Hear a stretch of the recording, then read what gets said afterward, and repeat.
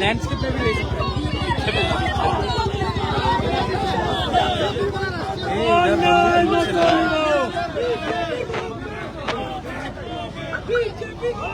Go back, go back.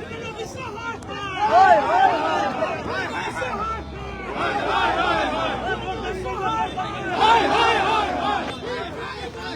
Go back, go back. Go back, go back. Hi, hi, hi, hi. Hi, hi, hi, hi.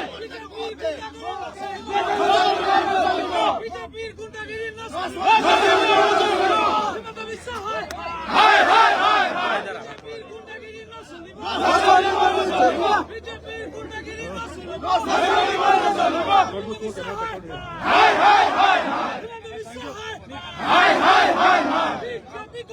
Go back, go back.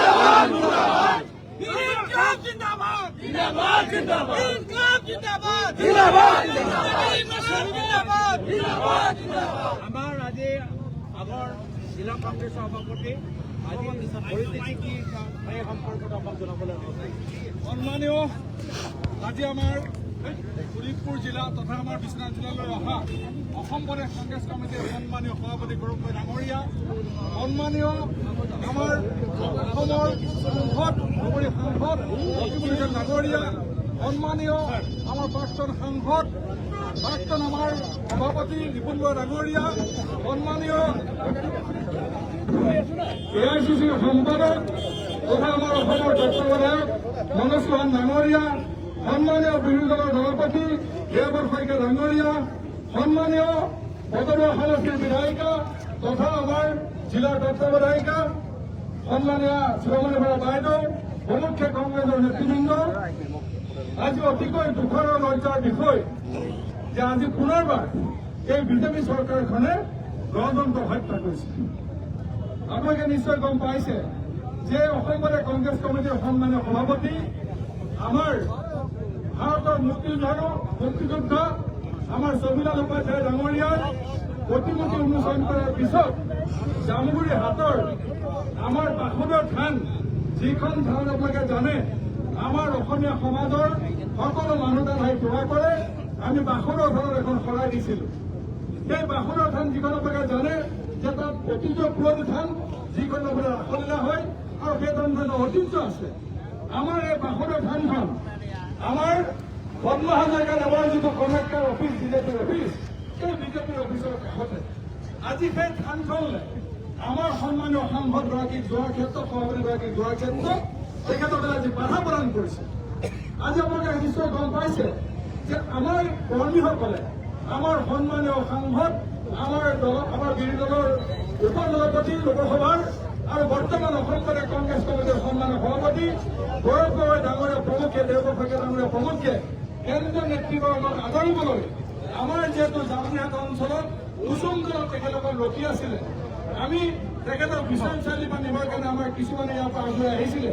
কিন্তু অতিকৈ দুখৰ বিষয় 200-300 মান বিজেপিৰ গুণ্ডা বাহিনীয়ে কুসুম দলাৰ মঙলবৰীয়া বজাৰৰ দলঙৰ ওচৰত তেখেতসকলে যিখিনি উদ্ভণ্ডালি কৰিছে, আমাৰ এগৰাকী যজ্ঞেশ্বৰী নাথ বুলি আমাৰ কুসুম দলা অঞ্চলৰ আমাৰ মহিলা কংগ্ৰেছৰ সম্পাদিকা, তেখেতৰ ঘৰত দুৱাৰ খিৰিকী ভাঙি তেখেতৰ জেওৰা ভাঙি অত্যাচাৰ কৰিছে, যিখন ঘৰত দুগৰাকী মহিলা থাকে মাত্ৰ। আজি আমি লক্ষ্য কৰিছো, আজি সেই মুহূৰ্তত আমি কি কৰিলো, আমাৰ শোণিতপুৰ জিলাৰ এছ পি মহোদয় বাৰে আমি অনুৰোধ কৰিলো, ছাৰ ইয়াত আমাৰ যিটো আইন শৃংখলা নীতি ভংগ হৈছে, আমাৰ গাড়ীবিলাক যেতিয়া আহিছে আমাৰ গৌৰৱ চৌধুৰী লোককে ডাঙৰীয়া প্ৰতিমূৰ্তি উন্মোচন কৰাত ভাৰতৰ মুক্তিযুঁজাৰু আজি তেখেতৰ অনুষ্ঠানলৈ ঘূৰি যোৱা মানুহখিনিক তাত গাড়ী ধৰি ধৰি বাৰীবিলাক ভঙা হৈছে। আমি জামুগুৰি যিসকল আছিলো, আমাৰ প্ৰায় 1000 আমি আছিলো, আমাক আহিবলৈ পুলিচে বাৰে বাৰে বাধা দিছে। ইফালে কি কৰিছে, ইয়াত 200 মানুহৰ গুণ্ডাগিৰি চলিছে। আমি বাৰে প্ৰতি এছপি ছাৰক কৈ আছো, ডিএছপি এগৰাকী পঠিয়াইছে, তেওঁ বাৰে বাৰে আমাক ৰিকুৱেষ্ট কৰিছে যে আমি প্লিজ আপোনালোকে ইয়াত কোনো ধৰণৰ প্ৰগ্ৰেম নকৰিব, আপোনালোকে আহিব। আমি অসহায়, আমাৰ মাত্ৰ 5 গৰাকী পুলিচ আছো, আমি 200 লোক কণ্ট্ৰল কৰিব নোৱাৰো। ইয়াতকৈ আৰু কি লজ্জাজনক কথা হ'ব পাৰে? অসম পুলিচৰ ভাবে ইয়াতকৈ মই ভাবো কেতিয়াও ইয়াতকৈ লজ্জাৰ কথা হ'ব নোৱাৰে। আৰু মই ভাবো আজিৰ দিনটো অসম পুলিচৰ বাবে এটা কলংকিত অধ্যায় হিচাপে পৰিণত হৈছে। আমি এইকাৰণে কৈছো যে আমি আগতেও কৈ আহিছো, চতিয়া সমষ্টি এতিয়া বৰ্তমান নদৰ সমষ্টিৰ গণতন্ত্ৰ নাই। যিগৰাকী বিধায়ক আপোনালোকে দেখিছে, আজি তেখেতৰ ভেৰণীয়া বাহিনীয়ে ইয়াৰ আগতো আমাৰ নানা ধৰণৰ অত্যাচাৰ চলাইছে। MP ইলেকশ্যনত আমাৰ প্ৰেমনাথ গুমলানে আমাৰ ওপৰত অত্যাচাৰ কৰিছে। পঞ্চায়ত নিৰ্বাচনত গণতান্ত্ৰিক অধিকাৰ খৰ্ব কৰিছে। আৰু আজি আমাৰ সন্মানীয় সভাপতিগৰাকী মহোদয়ৰ সমষ্টিলৈ এটা মন্দিৰলৈ অহাৰ সময়ত আৰু তেওঁলোকে কয় তেখেতলোকৰ সনাতনী ধৰ্ম।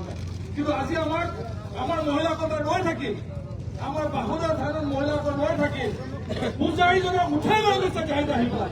ইয়াতকৈ কিবা লজ্জাজনক বিষয় থাকিব পাৰে নেকি? এই নিকৃষ্ট কাণ্ডক আমি সদায় প্ৰতিবাদ কৰি যাওঁ। এনেধৰণৰ ভয় ভাবুকি আগতে দেখিছো, আমাক কেতিয়াও শান্ত কৰিব নোৱাৰে। আমি আগতে কৈছো, ৰাইজ সদায় আমাৰ লগত আছে। এই 200-300 ভয়ঙ্কৰ গুণ্ডা পুলিচৰ লগত সহায় লৈ আমাক ক্ষতিহত কৰিব পাৰিব, কিন্তু আমাৰ যিটো গণতান্ত্ৰিক অধিকাৰ, সেই অধিকাৰ আমি সাব্যস্ত কৰাৰ কাৰণে ৰাইজ আমি আৰু ইয়াতকৈ হলেও পাব প্ৰতিবাদ হলেও ওলাই আহিবলৈ বাধ্য থাকিম। আৰু গৌৰৱ গগৈ ডাঙৰীয়াৰ নেতৃত্বত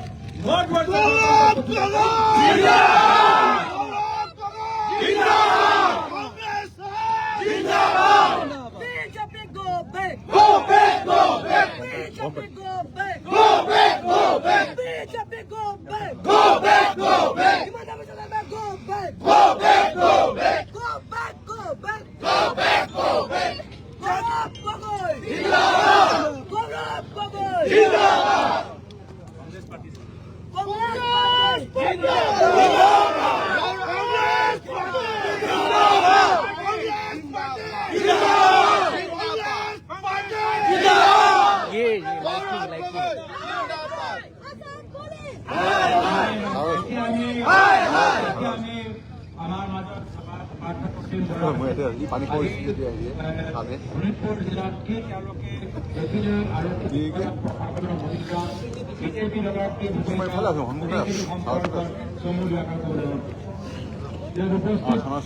সভাপতি মহোদয়, ইয়াত উপস্থিত বিৰোধী দলৰ সভাপতি মহোদয়, আমাৰ MP ৰকিবুল হুছেইন ডাঙৰীয়া, ঋতুন বৰা ডাঙৰীয়া, সুদামণি বৰা ডাঙৰীয়া আৰু AICC ছেক্ৰেটাৰী মনোজ চৌহান ডাঙৰীয়া আৰু ইয়াত উপস্থিত সদস্যসমূহে সদন। বাৰম্বাৰ আমি একেটা কথাই কৈ আহিছো কি মহাদ্বাৰখন নৰ্থ কৰি আহিব নিদিব। মহাদ্বাৰত ডিক্টেটাৰশ্বিপটো বন্ধ হ'ব লাগে। কিন্তু এই ডিক্টেটাৰশ্বিপৰ এটা পৰিণতি আপোনালোকে দেখিলে, শান্তিপ্ৰিয় এটা সমদলত বাধা দিবলৈ গৈ 100-150 মানুহ তাতে উপস্থিত হৈ আমাৰ কংগ্ৰেছৰ শংকৰসভা নেত্ৰী ব্লক কংগ্ৰেছৰ যোগেশ্বৰী দেৱীৰ ঘৰৰ ভূপেন জিয়াউৰা জপনা উঠাই লোৱা হ'ল। অপূৰ্ব কাকতি বুলি আমাৰ জ্যেষ্ঠ নেতা, তেখেতে 3-4খন গাড়ী লৈ এইফালে আদৰিবলৈ আহি আছিলে, তেখেতৰ গাড়ীখন ভাঙি চুৰমাৰ কৰা হ'ল। আৰু এয়া নতুন কথা নহয়, আপোনালোকে জানে কেনেকে গণতন্ত্ৰৰ হত্যা কৰিছিলে পঞ্চায়তৰ নিৰ্বাচনত, কেনেকৈ নদুৱাৰ সমষ্টিত ভোট দিবলৈ দিয়া নাছিলে, কেনেকৈ মানুহৰ হাতৰ পৰা ভোটৰ অধিকাৰ খৰ্ব কৰিছিলে, কেনেকৈ মানুহক তাতে মাৰপিট কৰা হয় কংগ্ৰেছ কৰিলে, কেনেকৈ জেললৈ পঠোৱা হয় মাৰপিট কৰিলে।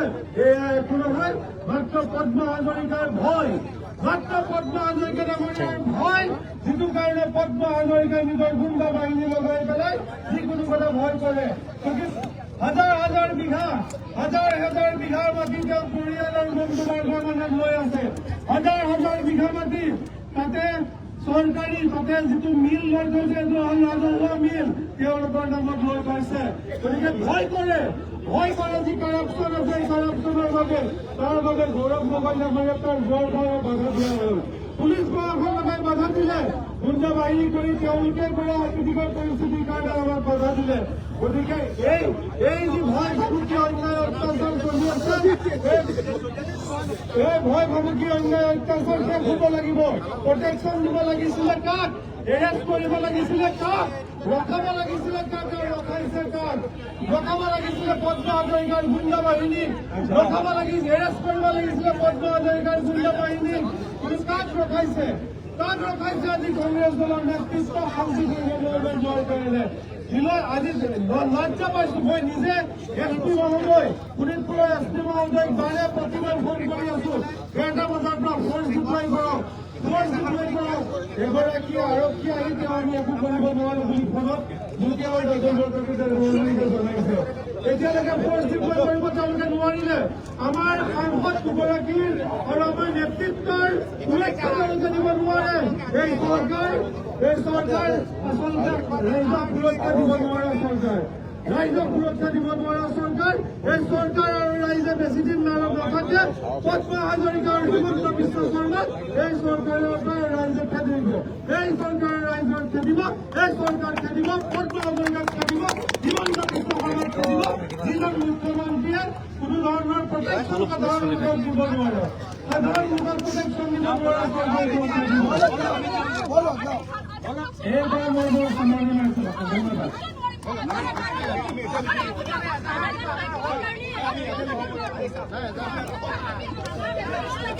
ও দাদা চাব অলপ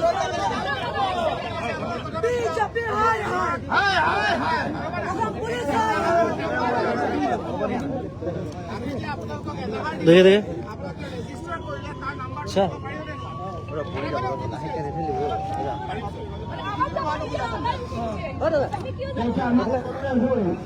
আপোনালোকে অহাৰ দেখি আমাৰ ইচ্ছা আছে। আপোনালোকে চাব, যিকেইজনে নামত পুলিচ লগাই বহি আছে, সেয়া কাৰণে গোটেই পুলিচ আমাৰ অসমৰ পুলিচৰ ভাৰতবৰ্ষৰ কাম আছে। আছে পুলিচ। আমাৰো চৰকাৰ আছিল, তৰুণ গগৈ মুখ্যমন্ত্ৰী আছিল। তেতিয়া পুলিচে গৈ মুখ্যমন্ত্ৰীক কয় যে ছাৰ এইটো নিয়ম বহিব, তেতিয়া কয় যে নিয়মত কৰা মই মুখ্যমন্ত্ৰী হ'লেও মোৰ কথা নহ'ব।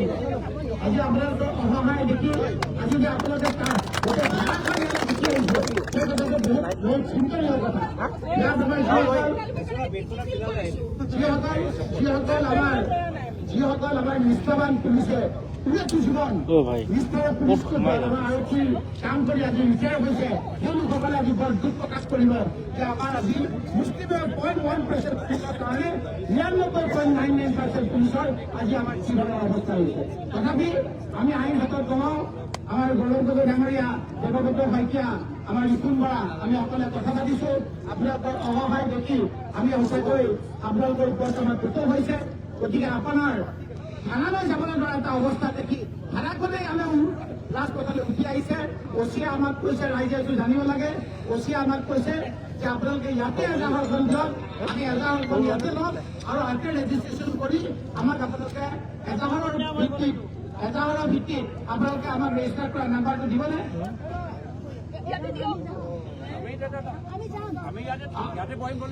আৰু যদি দিয়ে তেতিয়াহ'লে আমাৰ দুজন ঠাকুৰ বৰপতি আছে, আমাৰ পাৰ্থপ্ৰতিম বৰা আছে, তেওঁলোকে আমাৰ সকলোৰে কৈ পেলাই এজাহাৰ দিব।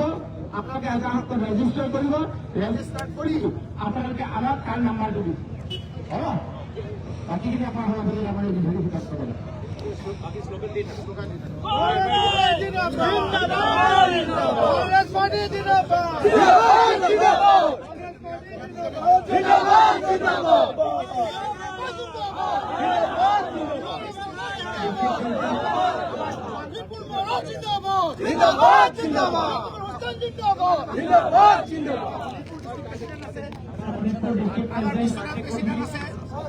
বিশ্বনাথৰ আছে আমাৰ সেই দুজন আৰু এই দুজনে আমাৰ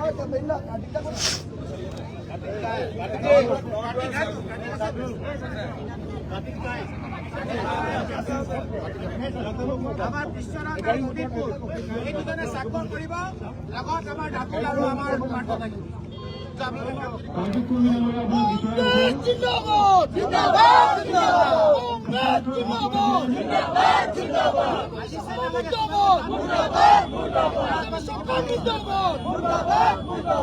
পুলিশ হয় হয় হয় হয় হয় পুলিশ হয় হয় হয় হয় হয় পুলিশ হয় হয় হয় হয় হয় কংগ্রেস জিন্দাবাদ জিন্দাবাদ জিন্দাবাদ কংগ্রেস জিন্দাবাদ জিন্দাবাদ জিন্দাবাদ গণতন্ত্র জিন্দাবাদ জিন্দাবাদ জিন্দাবাদ গণতন্ত্র জিন্দাবাদ জিন্দাবাদ জিন্দাবাদ কংগ্রেস জিন্দাবাদ পদত্যাগ করো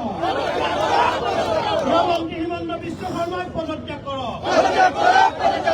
হিমন্ত বিশ্ব শর্মা হাই হাই হিমন্ত বিশ্ব শর্মা হাই হাই হিমন্ত বিশ্ব শর্মার পদত্যাগ করো মুখ্যমন্ত্রী হিমন্ত বিশ্ব শর্মা বিফল হয়েছে আইন শৃঙ্খলার কি করি আছা? মুখ্যমন্ত্রী হিমন্ত বিশ্ব বিফল হয়েছে হিমন্ত বিশ্ব হাই হাই अरे तो हागत क्यों जो है हो रिकॉर्डिंग कर यहाँ से कर গণতন্ত্র হত্যা করে নচলিব ভাৰতীয় সংবিধানক সন্মান কৰক ভাৰতীয় সংবিধানক সন্মান কৰক বিজেপি চৰকাৰ হাই হাই বিজেপি চৰকাৰ হাই হাই শোণিতপুৰ ডিষ্ট্ৰিক্ট পঞ্চায়ত আছে শোণিতপুৰ জিলাৰ আৰক্ষীৰ আমাক কেনেদৰে সহায় কৰিলে নাই কৰা এই সন্দৰ্ভত সন্মানীয় অসম প্ৰদেশ কংগ্ৰেছ কমিটিৰ সভাপতি বৰুণ গগৈ ডাঙৰীয়া, আমাৰ চিএমপি লিডাৰ জগতী শইকীয়া ডাঙৰীয়া, আমাৰ সাংসদ ৰতিব লুচি ডাঙৰীয়া, মনোজ চৌহান ডাঙৰীয়া আৰু শিৱমণি বৰা বাইদেউ আৰু বিশ্বনাথ আৰু শোণিতপুৰৰ শ্ৰদ্ধা কংগ্ৰেছ কৰ্মী বন্ধুসকল, আজি আমি যোৱা 7 তাৰিখে শোণিতপুৰ যেতিয়া আমাৰ বৰুণ গগৈ যাত্ৰা আৰম্ভ হৈছিলে, আমি যাত্ৰা আৰম্ভ কৰাৰ ঠিক 5 কিলোমিটাৰমান যোৱাৰ পিছতেই আমাৰ প্ৰায় 200গৰাকীমান মহিলাই আমাৰ ৰাস্তাত ভেটি ধৰিছিলে। ভেটি ধৰাৰ পিছতো আমি এছপিক ফোন কৰিছো, ডিচি ছাৰক ফোন কৰিছো আৰু পুলিচ বাহিনীত তেখেতলোকে কোনো সহায় কৰা নাই। তাৰপিছত আমি এতিয়া যদি আমি ৰাজীৱ ভৱনত গ'লো, ৰাজীৱ ভৱনৰ পৰা আমি খোজকাঢ়ি আমি অশোক আলোচক মাতি তেখেতে মহিলা কমিটি মাতি তেখেতে নিজৰ ভনীকৰ নামত উঠাবৰ যি প্ৰচেষ্টা বসুন্ধৰাত যে নাম উঠাইছিলে তাৰ প্ৰতিবাদ কৰিব যাওঁতে কেইটামান বৰণীয়া গুণ্ডাই কাকো চিঞৰিছে যে মানে আমাৰ এই দেশত। গতিকে আমি গণতন্ত্ৰ ৰক্ষা কৰি সংবিধান ৰক্ষা কৰি আমি নিজৰ লেভেল আমি সাব্যস্ত কৰি আছিলো। তাৰপিছত আমি শিঙৰি গুপ্তেশ্বৰ মন্দিৰত গৈছিলো। গুপ্তেশ্বৰ মন্দিৰতো পুলিচ বাহিনী নাছিলে। গুপ্তেশ্বৰ মন্দিৰত যেতিয়া আমি যাওঁ, মহিলা কেইগৰাকীমান আছে, তেতিয়া তাত কৈ আছে যে আপোনালোকে সনাতনী হয় নেকি? আজি আমি সনাতনী হয় নে নহয় আমি আজি উত্তৰ দিব লাগিব। সনাতনী মানুহে মন্দিৰত সোমাব পাৰে। এই তেনেধৰণৰ তেখেতসকলৰ মানে আজি বিজেপিৰ যিবিলাক ভৰণীয়া গুণ্ডা এই কৰি ৰাখিলে এইবিলাকৰ মন্তব্য। তাৰপিছত আমি আহি সন্ধিয়া মহাভৈৰৱ মন্দিৰত গ'লো, তাতে RSSৰ কেইটামান গুণ্ডাই আমাক ভেটি ধৰিছে। তাতো কৈছে আপোনালোকে সনাতনী নেকি? সনাতনী মানুহে মন্দিৰত প্ৰৱেশ কৰিব পাৰিব। সেই তেনেকুৱা পৰিৱেশ আমি তথাপিও আমি কৈছো যে আমি সনাতনী হয়, আমি হিন্দু হয়, আমাক সোমাব নিদিব। আমি ঠেলি আছো সোমাই মন্দিৰত। আমাৰ গৌৰৱ গগৈ ছাৰে ধুনীয়াকৈ আমি সভা জনাই ওলাই আহোঁতে তেখেতসকলে আমাক কৈছে আৰু ধুনীয়াকৈ প্ৰসাদ দিছে। প্ৰায়বোৰ আমাৰ প্ৰগ্ৰামত শোণিতপুৰ জিলা আৰক্ষীয়ে কোনো পৰ্যায়ত সহায় কৰা নাই। ইয়াত SP ফেলৰ প্ৰশাসন, জিলা প্ৰশাসন ফেলৰ মই জিলা উপায়ুক্তক আমি টেলিফোনযোগে জনাইছিলো, SPক আমি টেলিফোনযোগে জনাইছিলো, তথাপি তেখেতসকলে অসহায়। গতিকে এই ক্ষেত্ৰত আমাৰ যিহেতুকে আমাৰ গৌৰৱ গগৈ ডাঙৰীয়াই আজি যিহেতু মই বিশ্বনাথ চাৰিআলি ডিগ্ৰী প্ৰগ্ৰামত আছিলো, ধুনীয়াকৈ ইয়াত জিলা প্ৰশাসনে ব্যৱস্থা কৰিছে, কোনো আমাৰ গণ্ডগোল হোৱা নাই। খুব ভাল এটা আমি বাতাবৰণ দেখিলো। গতিকে মই বিশ্বনাথ জিলা প্ৰশাসনক মই ধন্যবাদ জনাইছো আৰু শোণিতপুৰত আমি সঁচাকৈ আমি লাজ পাইছো আমাৰ জিলা প্ৰশাসনক। সকলোকে ধন্যবাদ জনাই মই সংযুক্ত সামৰি আছো। ধন্যবাদ দিছোঁ। নৰেন্দ্ৰ মোদী হাই হাই হিমন্ত বিশ্ব শৰ্মা হাই হাই বিজেপি চৰকাৰ হাই হাই বিজেপি চৰকাৰ হাই হাই গণতন্ত্ৰ ৰক্ষা কৰক, গণতন্ত্ৰ ৰক্ষা কৰক, বিজেপি চৰকাৰ হাই হাই হিমন্ত বিশ্ব শৰ্মা মুৰ্দাবাদ, হিমন্ত বিশ্ব শৰ্মা মুৰ্দাবাদ, বিজেপি চৰকাৰ হাই হাই হাজৰিকা মুৰ্দাবাদ মুৰ্দাবাদ মুৰ্দাবাদ পদ্মা হাজৰিকা মুৰ্দাবাদ মুৰ্দাবাদ মুৰ্দাবাদ পদ্মা হাজৰিকা গুণ্ডাগিৰি নচলিব নচলিব নচলিব পদ্মা হাজৰিকা গুণ্ডাগিৰি নচলিব নচলিব নচলিব হাই হাই হাই হাই হাই হাই আমাৰ মাজত সম্পূৰ্ণ শইকীয়া আছে সম্পূৰ্ণ শইকীয়া এই আজি আৰু যোৱা কিছুদিনৰ পৰা শোণিতপুৰ জিলাৰ সন্দৰ্ভত আকাংক্ষা লৈছে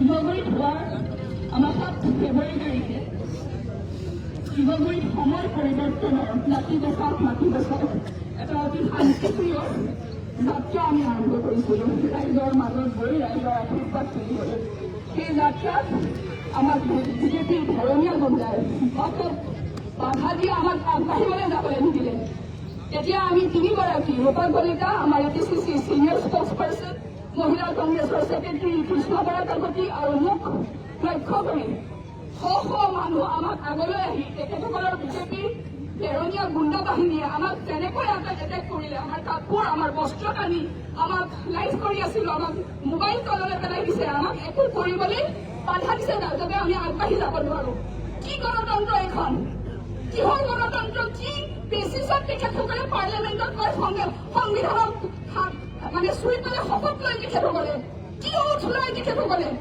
এনেকে যদি গুণ্ডা বাহিনীক পঠিয়াই আমাৰ শান্তি সমদলক তেখেতসকলে আঘাত পঠাব বিচাৰিছে তেতিয়াহ'লে আমি ইলেকশ্যনত কি কৰিম কি হিচাপে কেম্পেইন কৰিম লেভেল প্লেইং ফিল্ড ক'ত আছে আমাৰ মই আজি আপোনালোকক সুধিব বিচাৰিছো আমাৰ ভুলটো পাৰে ক'ত হ'ল ভুলটো আমিতো কাৰো মুৰ্দাবাদ ধ্বনি দিয়া নাছিলো দিছিলো জানো আমি নাই দিয়া মুৰ্দাবাদ ধ্বনি গৌৰৱ গগৈয়ে হাত জোকাৰি গোটেই ৰাইজৰ সন্মুখত আশীৰ্বাদ বুটলিবলৈ কৈছিলে আমি তেখেতসকলক কাম্পেইনিং কৰি কৈছিলো আমাৰ ভুল ক'ত হ'ল মন্দিৰ শিঙাৰী মন্দিৰ গুপ্তেশ্বৰ মন্দিৰত গৈ পেলাই এটা মন্দিৰৰ নিচিনা পবিত্ৰ জেগাত তাতো অনা নাই আমাক তাতো গুণ্ডা বাহিনী পঠিয়াই আমাক বাধা দিবলৈ চেষ্টা কৰিছে এয়া হৈছে ৰাজত্ব গণতন্ত্ৰ নহয় ৰাজত্ব স্বৈৰাচাৰী শাসনৰ একদম নিকৃষ্ট উদাহৰণ আজি হিমন্ত বিশ্ব শৰ্মা আৰু পদ্মা হাজৰিকাই আজি চতিয়াত দেখুৱাই দিলে আজি আমি বিশ্বনাথ চাৰিআলিৰ পৰা আহি আছিলো শান্তিপ্ৰিয়ভাৱে আহি আছিলো তাত বাবু ছবিলাল উপাধ্যায়ৰ প্ৰতিমূৰ্তি আমাৰ উন্মোচন কৰা হৈছিলে সেই উন্মোচন প্ৰগ্ৰেম শেষ কৰি পেলাই আমি চতিয়াদি হৈ পেলাই এফালে গুচি যাব লাগিছিলে আমি ৰাইজক আশীৰ্বাদ লৈ আমি সেইফালে গুচি গলোহেঁতেন আমাৰ ইয়াত কোনো মেল মিটিং নাছিলে কিহৰ কাৰণে আমাৰ ইয়াত বাধা দি পেলাই আমি ৰাস্তাত বহি থাকিবলগীয়া হৈছে আজি আৰু পুলিচে আমাৰ গাড়ীত চিকুটি কঢ়িয়াইছে আমাৰ মানুহক বাধা দিছে ব্লকৰ আমাৰ গাঁওবুঢ়ী আমাৰ নলুৱাৰ ব্লকৰ মহিলা কংগ্ৰেছৰ বিষয়ববীয়াৰ ঘৰত জেওৰা ভাঙি দিবলৈ কি হ'ল সাধাৰণ মানুহখিনি কিয় কৰিছে আৰু আহক মই দিছো অপেন চেলেঞ্জ ইয়াৰে আহক let's talk and bring it on সাধাৰণ মানুহখিনিক অত্যাচাৰ নকৰিব যদি সঁচাই ৰজা হয় নহয় ৰজাৰ নিচিনা কাম কৰিবলৈ ল'ব ভাড়াটোৰ চোৰৰ নিচিনাকে কাম নকৰিব সাহস আছে সন্মুখলৈ আহক ধন্যবাদ আৰু মই আৰক্ষী প্ৰশাসনক মই মানে অনুৰোধ কৰিছো যে আপোনালোকে বস্তুবিলাক নিৰপেক্ষভাৱে চাবলৈ চেষ্টা কৰক যদি আপোনালোকে আমাক সুৰক্ষা নিদিয়ে আমি কাৰ ওচৰলৈ যাম তেতিয়াহ'লে আমিও ঘৰত বহি থাকিম নেকি নিৰ্বাচন এনেকেই মন্দিৰণি পাৰ হৈ যাব নেকি সেইটো হ'বলৈ আমি কিন্তু নিদিওঁ যিমান দূৰলৈকে যায় আমি যুঁজিম আমি এই নিৰ্বাচনত প্ৰতিদ্বন্দ্বিতা কৰিম তাৰ কাৰণে আমাৰ হাত মূৰ যি ভাঙিব আমি কেয়াৰ নকৰোঁ আপোনালোকে কৰিছে সেই আমি কৰিম ধন্যবাদ Padma Hazarika go back Padma Hazarika work to Padma Hazarika হাই এনেদৰে যিকোনো জিলাৰ আৰক্ষী বিষয়াই উপায়ুক্তই এনেদৰে নিৰ্বাচনৰ সময়ত আমাক বাধা দিব নোৱাৰে আমি শোণিতপুৰ জিলাৰ আজি আকৌ এনেকুৱা এটা আমি পৰিস্থিতি দেখা পাইছো য'ত আৰক্ষীৰ ভূমিকা যথেষ্ট সন্দেহজনক আমাক আৰু আমাৰ ওচৰত কোনো বিকল্প নাই যিসকল আৰক্ষীয়ে আজি আমাৰ ফোন কৰাৰ পিছতো তেওঁলোকৰ নিমাত আৰু একপক্ষ ভূমিকা আমি দেখা পাইছো কংগ্ৰেছ দলে সেইসকলৰ নাম লৈ আমি কেন্দ্ৰীয় নিৰ্বাচনী আয়োগলৈ আমি কমপ্লেইনটো আমি দিমেই আৰু আমি ফলোআপটো কৰিম এতিয়া আমাৰ মাজত আৰমান আলী আছে এই সন্দৰ্ভত ব্যৱস্থা কৰিব লাগে মাননীয় সভাপতি লগতে Developer Services side, Water Pollution side, আমাৰ administration side, লগতে শোণিতপুৰ ডিষ্ট্ৰিক্ট আৰু বিশ্বনাথ side, সকলো কংগ্ৰেছসকল আচলতে আপোনাক লাষ্ট আজি 4 মানৰ আগতে মনোজ মাথকীয়াই আমাক এটা দায়িত্ব দিছিলে যে আজি যিহেতু বাবু চৌধুৰী প্ৰতিনিধি অনুষ্ঠান আছিলে তাৰ পৰা আহোঁতে তেখেতসকলে আমাক এটা দায়িত্ব দিছিলে যে গৌৰৱ গগৈদেৱ যিহেতু আপোনালোকৰ ওচৰত আহিব, গতিকে বাসুদেৱ থানাত তেওঁ এখন সভা পঠাব। গতিকে আমি তাৰ কাৰণে খুব ভালদৰে এটা প্ৰস্তুতি কৰিছিলোঁ। প্ৰায় 5,000 মানুহৰ আমি সমাগমৰ কাৰণে চিন্তা কৰিলোঁ। চিন্তা কৰি আমি ভাগ ভাগ কৰিলোঁ, যিহেতু 5,000 গাড়ীৰ কাৰণে 500 গাড়ী লাগিব। সেই 500 গাড়ী আমি এলেকাত কৰিলে আমাৰ ঘৰৰ হেৰি হ'ব। সেই ভাবি আমি ভাগ ভাগ কৰি পেলাই ক'ৰবাত 50, ক'ৰবাত 60, ক'ৰবাত 40, ক'ৰবাত 30 তেনেকৈ কৰি আমি প্ৰায় 5,000 মানুহৰ আজি হেৰি কৰিছিলোঁ, ঠিক কৰিছিলোঁ। কিন্তু ইফালে আমাৰ মিটিং চলি থকা অৱস্থাতে মোলৈ ফোন আহিল যে আমাৰ বহুখিনি গাড়ী ভাঙিছে, লগতে মানুহক মাৰপিট কৰিছে। লগতে আৰু এটা কথা আপোনালোকে কওঁ, মোৰ ঘৰৰ ওচৰতে এজন মোৰ কংগ্ৰেছ কৰ্মী, তেখেতৰ ঘৰৰ ওচৰত মোৰ এখন হেৰি আছিলে, ফটো মাৰা আছিলে, সেইখনো আজি গৈ পেলাই ধুলো আনেৰে গাড়ী দুটা ভাঙি দিছে। গতিকে এইটো কাৰণে আজি ইয়াত এফআইআৰখনত এই কথাটো উল্লেখ থাকিব লাগে যে ঘৰৰ বাউণ্ডাৰীত গৈ পেলাই গাড়ী গৈ পেলাই তেওঁ মানে মোৰ ফটোখন সন্ধিয়া ভাঙি পেলাই দিছে। গতিকে এইটো এটা হেৰি হ'ব লাগে। আৰু আপোনালোকে দেখিছে নগাঁও অঞ্চলত কি অৱস্থা। নগাঁও অঞ্চলত যদি কোনোবাই অকণমান কংগ্ৰেছে বুলি ভাবে বা কিবা এটা কোনোবা মিটিং এখনলৈ আহে, ৰাতি তেওঁলোকৰ ঘৰলৈ পুলিচ পঠাই দিয়ে। পুলিচ প্ৰশাসন পঠাই পেলাই তেওঁ ঘৰে গৰু চোৰ নহয়, ফুলগুটি চোৰ নহয়, ইটা চোৰ বুলি জেলত ভৰাই দিয়ে। গতিকে মই প্ৰশাসনক অনুৰোধ কৰিছোঁ, আপোনালোকে মানৱতাবোৰ বজাই ৰাখি আপোনালোকে কাম কৰক। যিহেতু আমি কোনোদিনো আমি হুলস্থুলীয়া পৰিৱেশ কৰা নাই, আমি সকলোৰে লগত মিলিজুলি আমি কাম কৰিবলৈ চেষ্টা কৰি আছোঁ। গতিকে এই ক্ষেত্ৰত প্ৰশাসনক আমি অনুৰোধ কৰিছোঁ যাতে আপোনালোকৰ নিজৰ গতিকে অসম সুন্দৰভাৱে পালন কৰিব পাৰে। ধন্যবাদ।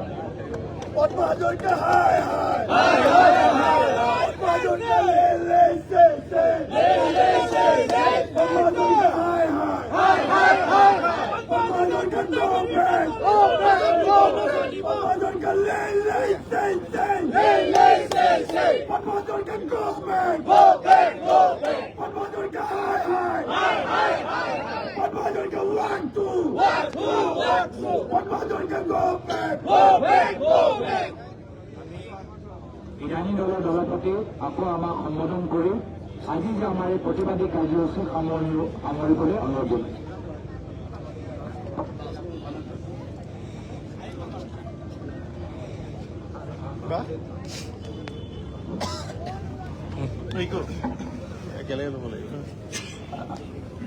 আমি আজি ইয়াত সমবেত হ'ব লগা হ'ল এনেকৈ, আৰু সকলো মানুহকে প্ৰশাসনে অশান্তি এটা দিলে সেইটো ইয়াতকৈ দুৰ্ভাগ্যজনক লাজ লগা কথা নাই।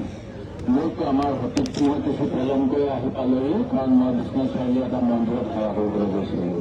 আৰু ইয়াত আহি মই উপস্থিত হোৱাৰ পিছত ক'লে আমাক আগলৈ যাবলৈ দিয়া নাই।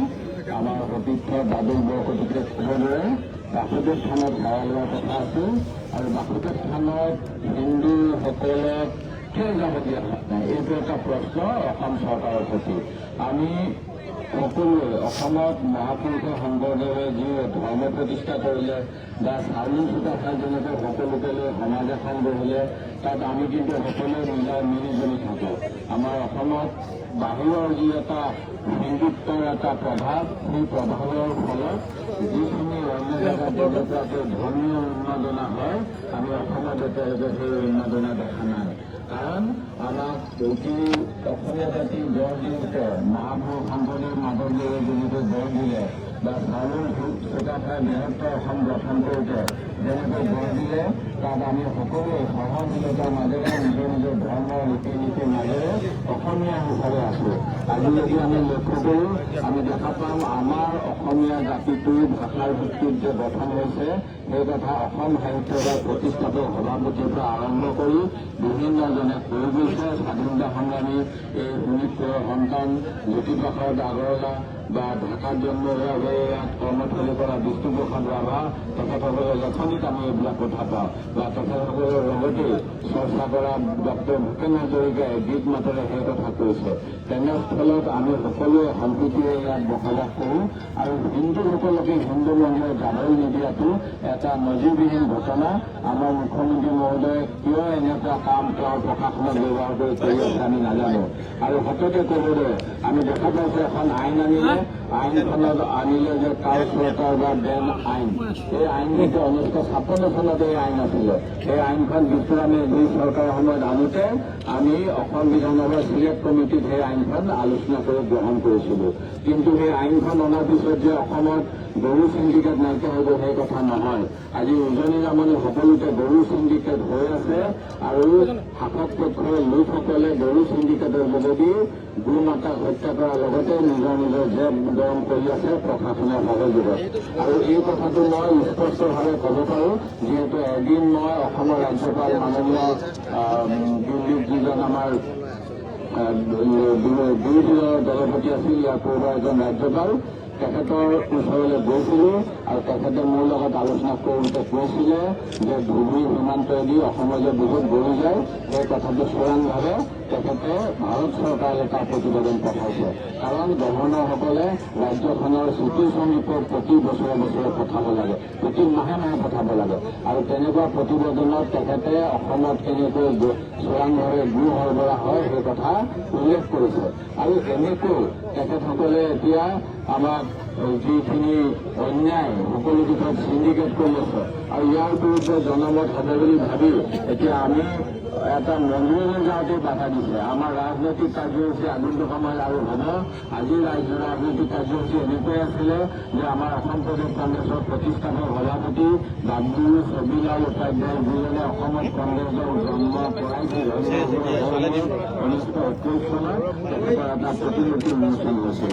আৰু তাৰপিছত আমি সকলোৱে আমাৰ অসমৰ সংস্কৃতি পৰম্পৰা ৰক্ষা কৰি বাপুঘাট থানলৈ যাব বিচাৰিছিলোঁ। এই কামখিনি কৰিবলৈ দিবলৈ চৰকাৰখনৰ হৎ সাহস নহ'ল। ইয়াতকৈ আৰু লজ্জাজনক কথা নাই। আৰক্ষী আৰু প্ৰশাসনক যেনেকৈ তেওঁলোকে আমাৰ বিৰুদ্ধে ব্যৱহাৰ কৰিলে, ইয়ে আমাক এটা সংকেত দিয়ে আগন্তুক সময়ত আমি কেনেকৈ আমাৰ দলৰ কাম কৰিব লাগিব।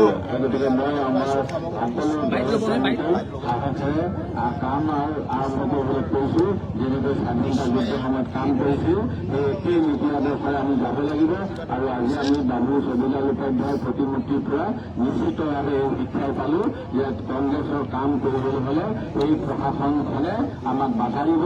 যিহেতু এই প্ৰশাসন ব্ৰিটিছৰ গোলাম আছিল, ব্ৰিটিছৰ লগত আছিল। 1942 চনত যি সময়ত আমাৰ ইয়াতে কনকলতা বৰুৱা হওক বা অন্যসকলে দেশ স্বাধীনতাৰ কাৰণে গুলি লৈছিল, 12 বছৰীয়া ছোৱালী এজনীয়ে ঢুকীয়াজুলিত মৃত্যুবৰণ কৰিছিল পুলিচৰ গুলীত, সেইখিনি সময়ত কিন্তু বৰ্তমান যি শাসক পক্ষ তেখেতসকলে ব্ৰিটিছৰ হৈ যুদ্ধ কৰিবলৈ ভাৰতৰ যুৱকসকলক কৈছিল তোমালোকে কংগ্ৰেছ নকৰিবা, কংগ্ৰেছ কৰিলে তোমালোকক ফাঁচি দি দিব, জেলত ভৰাই দিব, তোমালোকে ব্ৰিটিছৰ সৈন্য হৈ ব্ৰিটিছৰ কাৰণে যুদ্ধ কৰা। এই নীতি আদৰ্শৰে চলা এটা দলৰ পৰা নিশ্চিতভাৱে বৰ্তমানৰ কংগ্ৰেছ কৰ্মীসকলে ইকুৱেল ট্ৰিটমেণ্ট মৰ্যাদা আশা কৰিব নোৱাৰে। যদিও আমি গণতন্ত্ৰ সংবিধান প্ৰতিষ্ঠা কৰিলোঁ, আমাৰ যিসকলে সংবিধান ৰচিছিল পণ্ডিত জৱাহৰলাল নেহৰু বা বাবা চাহেব আম্বেদকাৰ এটাই কথা কৈছিল যে কেতিয়াবা ক্ষমতাৰ অপব্যৱহাৰ হ'ব আৰু মূৰ্খৰ হাতত এই সংবিধান কৰিলে মূৰ্খই সেইটো বান্দৰে নাৰিকলৰ মূৰ যেনেকুৱা কৰে তেনেকুৱা ব্যৱহাৰ কৰিব। আজি 75 বছৰ হওঁতে সঁচাকৈ আমাৰ সেই স্বপ্নদ্ৰষ্টাসকলে যি ভৱিষ্যতবাণী কৰিছিল সেই ভৱিষ্যতবাণী আমি সকলোৱে আজি প্ৰত্যক্ষ কৰিছোঁ আৰু ইয়াক গৰিহণা দিছোঁ। আৰু এইখিনিকে কৈ আপোনালোক সকলোকে মোৰ ফালৰ পৰা আজি সকলো আমাৰ প্ৰদেশ কংগ্ৰেছৰ যি পৰিৱৰ্তন যাত্ৰা, এই যাত্ৰাত আমাৰ সভাপতি গৌৰৱ গগৈ ডাঙৰীয়াৰ সৈতে সকলো সহযোগিতা প্ৰকাশ কৰিলে, সহমৰ্মিতা দেখালে, তাৰ কাৰণে ধন্যবাদ জনাই মোৰ কথা সামৰিছোঁ। বিজেপি গো ব্যাক, কৰ্মসংস্থা গো ব্যাক, বিজেপিৰ গুন্ডাগিৰি নসৰে ৰক্ষা কৰো, ৰক্ষা কৰো। হাই হাই হাই হাই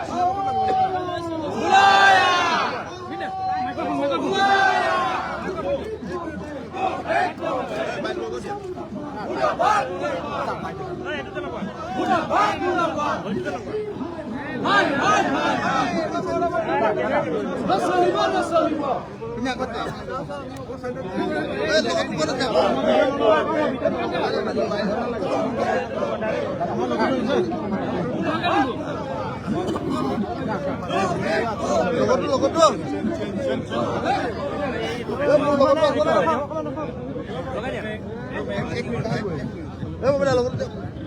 আজি সন্দৰ্ভত ঘটনা ঘটিছে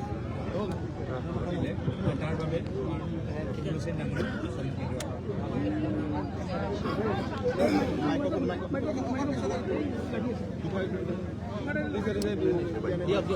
আজি আমি এটা পবিত্ৰ অনুষ্ঠানলৈ আহিছিলোঁ বাবু চুবেলাল উপাধ্যায়ৰ উন্মোচন কৰিবৰ কাৰণে আমি সেই প্ৰতিমূৰ্তি উন্মোচন কৰি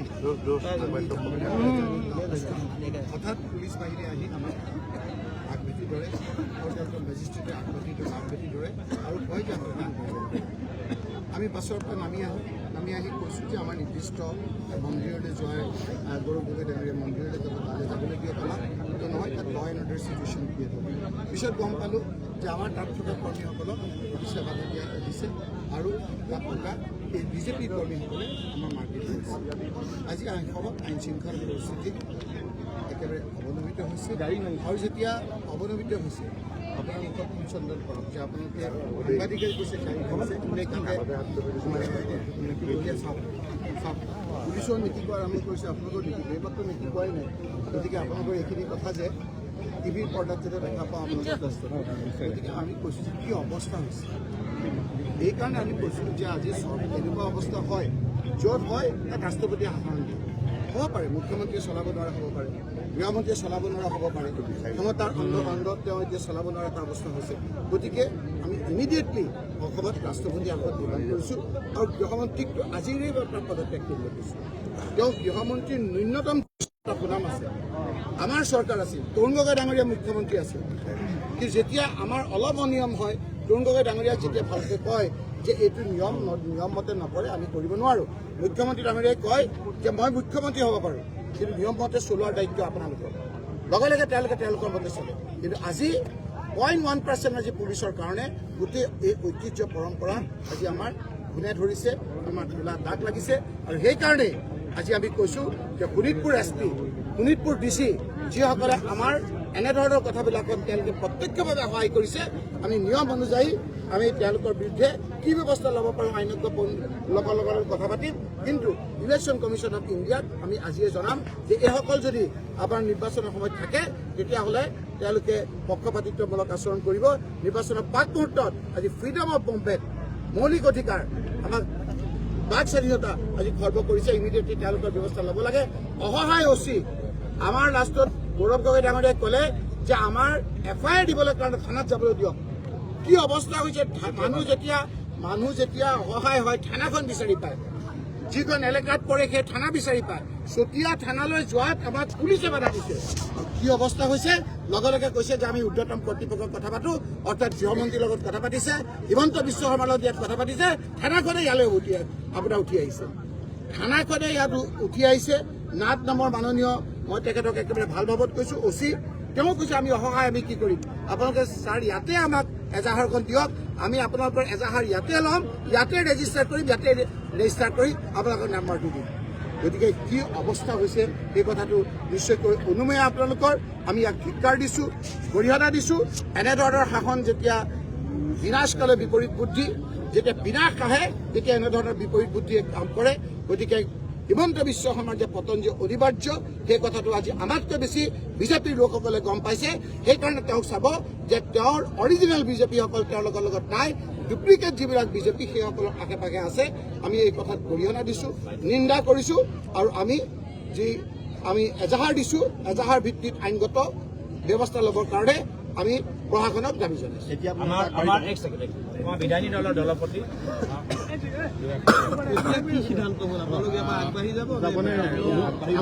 নিদিয়ে নহয় আমি FIR দিম যিহেতু আৰক্ষীয়ে কৈছে FIR ইয়াতে গ্ৰহণ কৰিব কিন্তু এটা কথা আমাৰ অলপ দুৰ্ভাগ্যজনক যে আজি আমি আমাৰ কংগ্ৰেছ যিটো যাৰ নেতৃত্বত বহুতে এতিয়া বিতৰ্ক কৰিব বিচাৰে, কিন্তু কংগ্ৰেছৰ নেতৃত্বত মহাত্মা গান্ধীৰ নেতৃত্বত দেশে স্বাধীনতা লাভ কৰিছিল, সংবিধান পাইছিল। সেই সংবিধান অনুসৰি শপত লৈ আমি সকলোৱে থাকিব লাগে। সেয়া লাগে ন্যায়পালিকাই হওক বা প্ৰশাসনেই হওক বা আমি বিধানপালিকাই হওক। কিন্তু দুৰ্ভাগ্যজনকভাৱে কাৰ্যপালিকা আৰু ন্যায়পালিকাই আজি একেবাৰে সংবিধানখন মোহাৰি পেলাইছে আৰু তেওঁলোকে এতিয়া গণতন্ত্ৰ হত্যা কৰিবলৈ লাগিব। এই ক্ষেত্ৰত বিৰোধীৰ যি ভূমিকা, সেই সময়ত ব্ৰিটিছৰ বিৰুদ্ধে কংগ্ৰেছৰ যি ভূমিকা আছিল, এই একেই ভূমিকা এতিয়াও থাকিব। আৰু সেই কথাই আজি বাবু চকিলাল উপাধ্যায়, যিজন আমাৰ প্ৰথম কংগ্ৰেছ প্ৰতিষ্ঠাপক, তেখেতৰ আজি সোঁৱৰণত যি প্ৰতিমূৰ্তি স্থাপন হ'ল, তাৰ পৰা আমি এই সংকল্প লৈছোঁ। দ্বিতীয় কথা, এটা কথা, মহাত্মা গান্ধীয়ে দেশত 1942 চনৰ খুব সম্ভৱ আগষ্ট মাহতে কিজানি পতাকা উত্তোলনৰ এটা নিৰ্দেশ দিছিল। কিন্তু এই চতিয়া থানাত আপোনালোকে চাব, তাতকৈ এমাহ আগত ইয়াৰ মুক্তিকামী জনগণে এমাহ আগত পতাকা উত্তোলন কৰি দেশৰ স্বাধীনতাৰ আগজাননী ইয়াত দিছিল। আজি সেই চতিয়াৰে আজি দুৰ্ভাগ্য যে প্ৰশাসনৰ হাতত ইয়াৰ যিসকল ব্যক্তি, তেখেতসকলে নিজৰ অধিকাৰ বা কংগ্ৰেছৰ নেতৃত্বক লগ কৰিব পৰা নাই। আমি যদিও আজি অৰাজনৈতিকভাৱে এটা বাসুদেৱ থানলৈ যাবলৈ ওলাইছিলোঁ, চতিয়া থানাৰ আগেদি আমাক আজি যাবলৈ নিদিলে। আৰু ইয়াতকৈ আৰু দুৰ্ভাগ্যজনক কথা হ'ব নোৱাৰে। মোৰ বিশ্বাস, আপোনালোকে যদি এই কথাবিলাক প্ৰকাশ কৰে আপোনালোকৰ মাধ্যমেৰে, অসমৰ জনগণে সেই স্মৃতি ৰোমন্থন কৰিব আৰু বৰ্তমান ভাল দিনৰ জেগাত যি বেয়া দিন দিলে আমাৰ অসমৰ ৰাইজক, তাৰ পৰা মুক্তি হ'বলৈ গণতান্ত্ৰিক সকলো কাৰ্যসূচী আগন্তুক সময়ত গ্ৰহণ কৰিব। এতিয়া আপোনালোক আগবাঢ়ি এতিয়া আমাৰ FIR আমি এটা ঠিক কৰিছোঁ। FIR সম্পৰ্কত দীপন বৰাই ডাঙৰীয়া। প্ৰথমতে আমি আমাৰ চতিয়া থানাৰ OC তেখেতক আমি ইয়াত মাতিছোঁ। আমাৰ অৱশেষত আমি আমাৰ ইয়াত পুলিচ প্ৰশাসনে ক'লে যে ইয়ালৈকে আমাৰ গৈছে, পুলিচ ইয়ালৈকে আহিছে, OC ইয়ালৈকে আহিছে। এইটো অসমত লোকসংস্কৃতিৰ ঘটনা। OC ৰাজপথত আহি হোৱা এইটো অসম পুলিচ যি নহওক,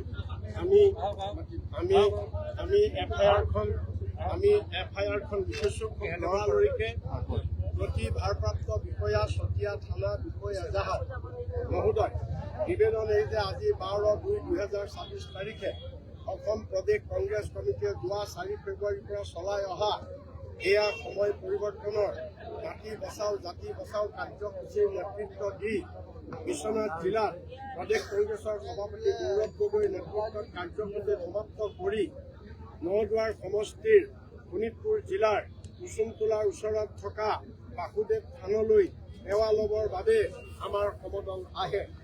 কিন্তু চতিয়া থানাৰ আৰক্ষীৰ সন্মুখত স্থানীয় বিধায়ক পদ্মা হাজৰিকাৰ উচতনিত বিজেপিৰ কিছু সংখ্যক সমৰ্থকে হাতত লাঠি জোং বৰণাস্ত্ৰ লৈ পথ অৱৰোধ কৰি ৰাখে।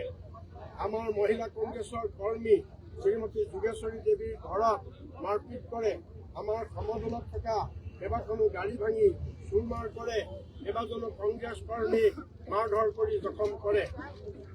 লগতে সম্পূৰ্ণ গণতান্ত্ৰিকভাৱে প্ৰদেশ কংগ্ৰেছৰ সভাপতি আৰু লোকসভাৰ বিৰোধী দলৰ উপদলপতি শ্ৰী গৌৰৱ গগৈ নেতৃত্বত অহা সমদলকাৰীক আগবাঢ়ি অহাত বাধা দিবৰ বাবে পথ অৱৰোধ কৰি ৰাখে। ইয়াৰ ফলত আমাৰ গণতান্ত্ৰিক অধিকাৰ খৰ্ব কৰিছে, তেওঁলোকে আইন হাতত তুলি লৈছে।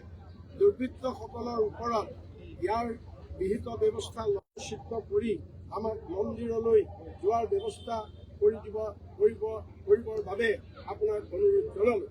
দুৰ্বৃত্ত কেইজনৰ নাম ছাদউদ্দিন আহমেদ বাবুল বাকুলা, ইমামুদ্দিন আহমেদ তেজপুৰ, মাধুৰ্য বৰা সৰুভগীয়া, মুকুল বনিয়া সৰুভগীয়া, মেহবুব আলম চকীঘাট, পংকিল কলিতা ডেকা সুন্দৰ, ভাস্কৰ শইকীয়া টুপিয়া, সীমান্ত বৰুৱা আইকন কুসুমতলা আৰু অন্যান্য বহু। আৰু এজাহাৰকাৰী শ্ৰী কাৰ্তিক কুৰ্মী সভাপতি শোণিতপুৰ জিলা কংগ্ৰেছ কমিটি, ৰাধুল বৰকাকতি প্ৰাক্তন সভাপতি শোণিতপুৰ জিলা কংগ্ৰেছ কমিটি আৰু শ্ৰী পাৰ্থপ্ৰতিম বৰা সম্পাদক অসম প্ৰদেশ কংগ্ৰেছ কমিটি। আপুনি এখন আমাক ৰিচিভ কৰি দিয়ক আৰু বাকী আপুনি ৰেজিষ্টাৰ কৰি আপুনি তাৰ নম্বৰ আমাক এতিয়া দিব।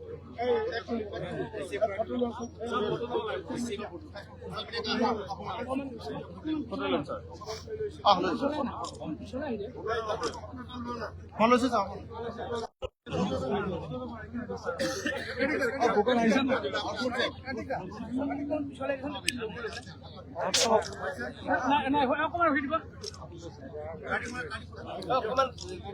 মিডিয়াৰ মানুহখিনি পিছুৱাই দিয়ক না সোমাই না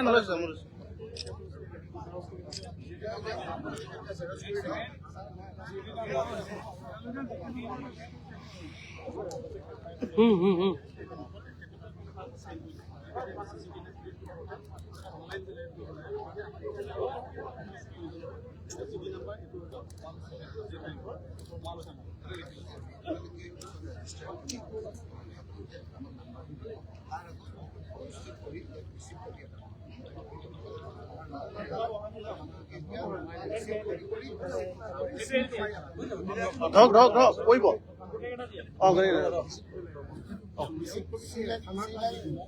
চিগনেচাৰ কৰি এইটো দিব আৰু আমাৰ হেৰি নাম্বাৰটো দিছোঁ নাম্বাৰটো দিছোঁ কৰ্মী ডাঙৰীয়া ফোন নাম্বাৰটো মোৰ ইয়াত ৰাখি দিব তেখেতলৈকে আপোনালোকে মেনুৱেলি আৰু আমাৰ চুতীয়া থানাৰ লগত লাগি দিয়ক জাদুল বৰপটকী আৰু কাৰ্তিক দুইটা যাবগৈ পাৰ্থ যাব আৰু এইটো একদম মানে আপোনাৰ ফাৰ্ষ্ট কপি আপুনি এটা ৰিচিভ কৰি চিন মাৰি দিয়ক বাকী আমাৰ নাম্বাৰটো আৰু কাৰ্তিকৰ নাম্বাৰটো লিখি দিয়কচোন কাৰ্তিকৰ ফোন কৰি অনলাইন যিটো নাম্বাৰ দিব লাগে নিয়মত এইটো কাৰ্তিকি দাদুল দি মানে এই একটা দিয়ে দিছোঁ নাম্বাৰটো কৈ দিয়ক 96780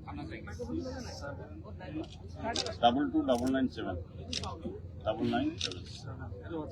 আছে ফুলৰ বছী এক নম্বৰটো আমি মেইন আমি গম পাব লাগিব একশ্যন হ'ব লাগিব পঞ্চায়ত ইলেকশ্যনত একশ্যন এইকেইজন মানুহ আছে লোকসভা ইলেকশ্যনত একশ্যন হোৱা নাই 2 মাহ আছে ইলেকশ্যনলৈ আপোনাৰ সন্মুখত লাঠি জোং লৈ মানুহে বাধা দিছে অচিৰ কাম কি থানাৰ সন্মুখত আপোনাৰ সন্মুখত আপুনি মই দা উঠালে মোক আপুনি ধৰিব নে নধৰে মই লাঠি লৈ আহিলে আপুনি মোক ধৰিব নে নধৰে বিজেপিৰ কাৰণে বেলেগ আইন তিনিবাৰ দিয়া হ'ল বিজেপিৰ কাৰণে আইন বেলেগ নেকি তেওঁলোকে হেৰিলৈকে বাচ্ছা আছে আপোনালোকে পদক পদলৈকে বাচ্ছা আছে তাৰপিছতে এইকেইজনকে আপোনালোকে